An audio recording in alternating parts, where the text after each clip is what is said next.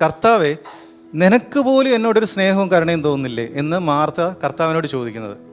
അപ്പോൾ കർത്താവ് പറഞ്ഞൊരു ഉപദേശം, നീ ഒരുപാട് കാര്യത്തെക്കുറിച്ച് ഇങ്ങനെ ചിന്തിച്ചുകൊണ്ടിരിക്കുക. നിൻ്റെ മനസ്സിൽ ഒരുപാട് പ്രശ്നങ്ങളും ഒരുപാട് ടെൻഷനും ഇങ്ങനെ ഓടിക്കൊണ്ടിരിക്കുന്നുണ്ട്.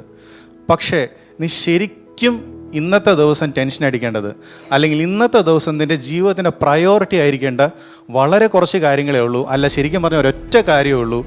അതാണ് മറിയ ചെയ്യുന്നത്.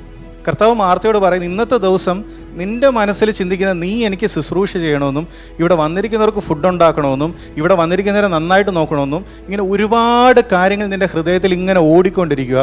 പക്ഷേ ഇന്നത്തെ ദിവസത്തിൻ്റെ പ്രത്യേകത, ഇന്നത്തെ ദിവസം ഞാനിവിടെ ഉണ്ട്. ഇന്ന് നിൻ്റെ മനസ്സിലോടേണ്ട ഒരേ ഒരു പ്രയോറിറ്റി ഞാൻ എന്ത് പറയുന്നു എന്ന് കേൾക്കുക എന്നുള്ളതാണ്.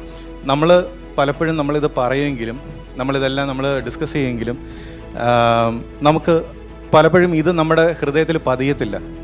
മാർത്ത ടെൻഷൻ അടിച്ചതും മാർത്ത ചിന്തിച്ചതും മാനുഷികമായ വളരെ ന്യായമായ ഒരു കാര്യമാണ്.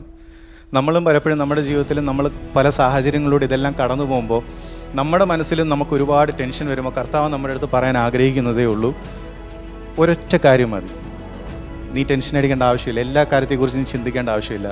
നീ ഒരു നല്ല അംശം നീ ഏതാണെന്ന് നോക്കി തിരഞ്ഞെടുക്കുക. നമ്മുടെ ജീവിതത്തിലെ എല്ലാ സാഹചര്യത്തിലും ദൈവം നമ്മെക്കുറിച്ച് ആഗ്രഹിക്കുന്നത് നമ്മളൊരു നല്ല അംശം തിരഞ്ഞെടുക്കുക എന്നുള്ളതാണ്.